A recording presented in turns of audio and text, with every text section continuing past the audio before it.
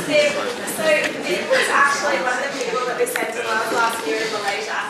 He made it into the top 32 teams in the world, which was a pretty good achievement.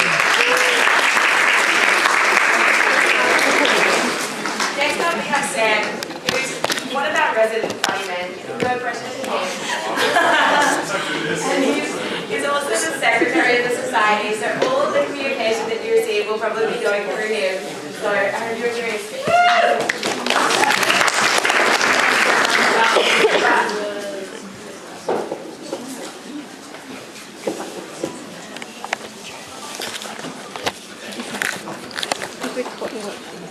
Yep. Okay. Yours didn't record too well. Okay. Don't actually know how. What? Don't actually know how debating doesn't really to my case finance. Well, we'll see soon. Ladies and gentlemen, it's simple. We kill the Batman. But we wouldn't actually do this because we're the side that stands for fair process, we're the side that stands for trials, we're the side that stands for equal standing under the law. And so when Batman is roaming the streets and picking out criminals, picking out the most visible crimes in society, torturing them with fear and psychological tactics, and putting them away without any sort of trial whatsoever, that is not something we're going to stand for, and we do not think that is the best way to fix the rampant corruption that they've talked about in Gotham City. So I'll talk about 2 points of rebuttal. Firstly, what's their conception of justice? And secondly, is the Batman effective? I'll then move on to my substantive, in which I'll talk about why the Batman does not have a principled right or responsibility to do this. Secondly, why it won't actually stop crime. And thirdly, why we think like this sort of power invested in one individual, whether it be Batman or a vigilante anywhere else in the world, is an inherently corrupting and bad thing.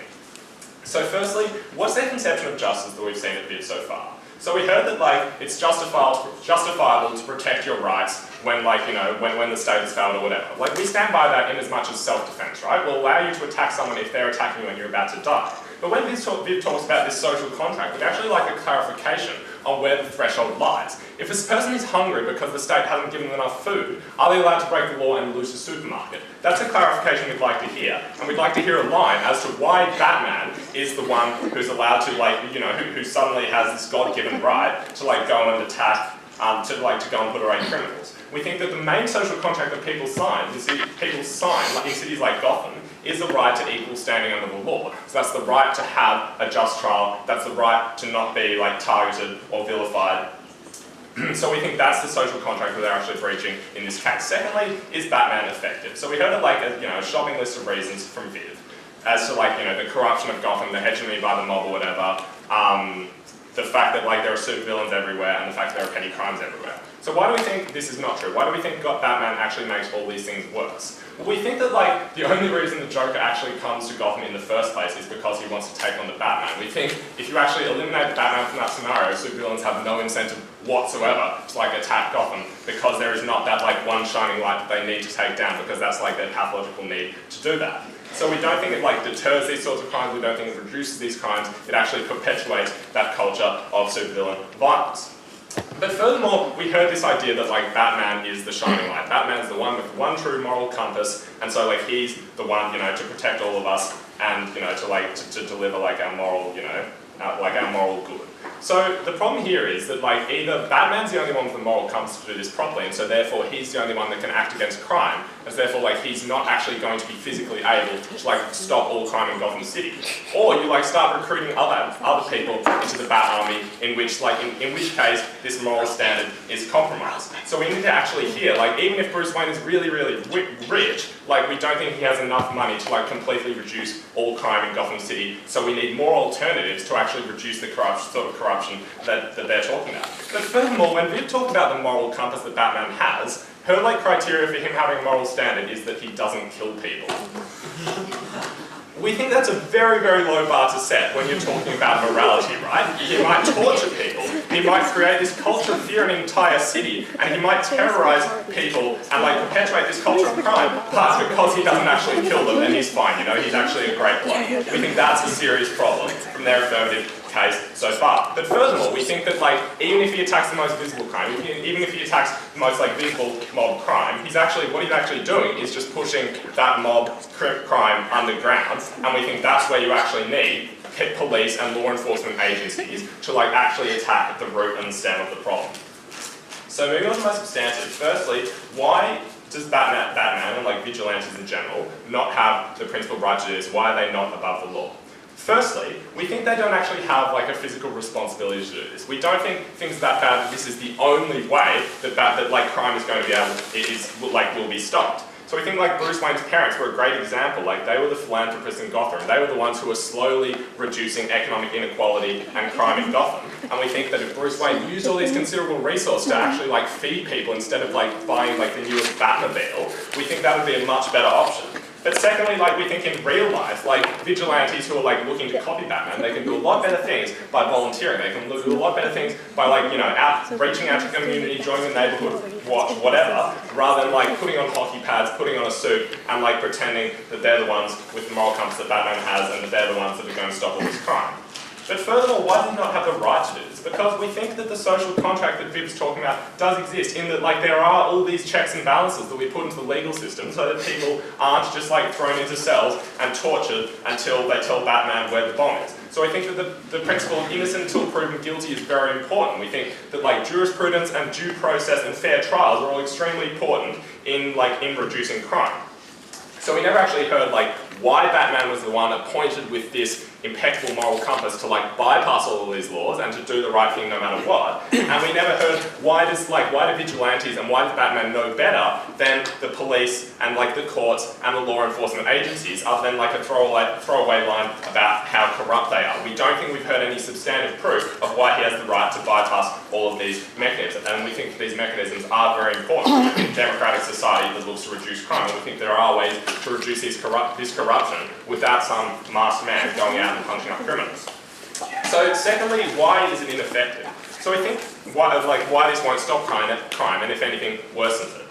So I think that firstly with petty crime, what the problem is that like these are the most visible crimes in society, but they're not actually like the root cause of crime in society. And we think that like social inequality and economic inequality and like a lack of fairness in that city are the reasons that people are committing these petty crimes. And we don't think that Batman like dressing up in black suit and punching people is going to actually like, you know, fill their bellies and like make them stop wanting to commit crime in the first place. And we think if anything that culture of fear that he creates actually worsens the situation for those people. But secondly, with organised crime, as I've already mentioned, like even if Batman has some success in like grounding down the mob, we think like you do see all these supervillains added into the equation that like just make life a living hell for people in Gotham. And we think that like furthermore, having that much power invested in one person is inherently a bad thing, which I'll get onto in a minute. But secondly, why are there better alternatives? So I think that like the police and law enforcement agencies are a better alternative, and we think that like the example of people like Commissioner Gordon showed that like process can be respected, and show the problems within the like systemic problems within the police force can be addressed. But furthermore, we think in the real world, like not all vigilantes are Batman. Not all vigilantes have like massive resources and intelligence and like all of that. And so we think that like vigilantes inherently face problems in being able to tackle crime, and if anything, will get drunk on the power that like putting on a suit actually gives to them. Finally, why does it worsen and perpetuate crime? So we think that firstly there's an inherent problem with responding to causes of crime in society with more crime by torturing people and denying them any due process. But furthermore, it actually undermines the police efforts. And like in the movies, we see that Batman like regularly actually goes against the express wishes of the police department and like, you know, cuts out an entire department from like, cuts out their legs from beneath them. We think that's extremely harmful, but it also pushes that organised crime further underground, which is also harmful. Finally, why is power like invested in one individual an inherently corrupting and bad thing?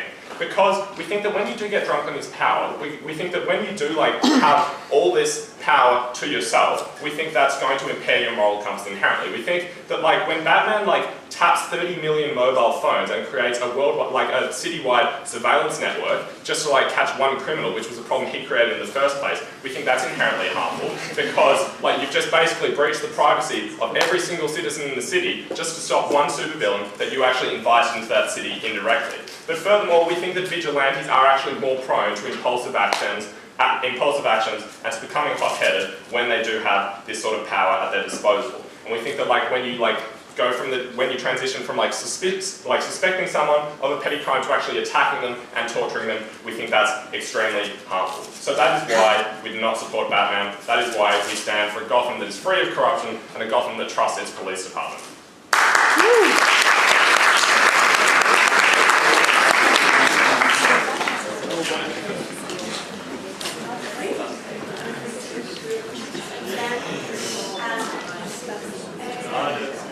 I'd now like to call on the second speaker of the affirmative side, Steph, to continue the case.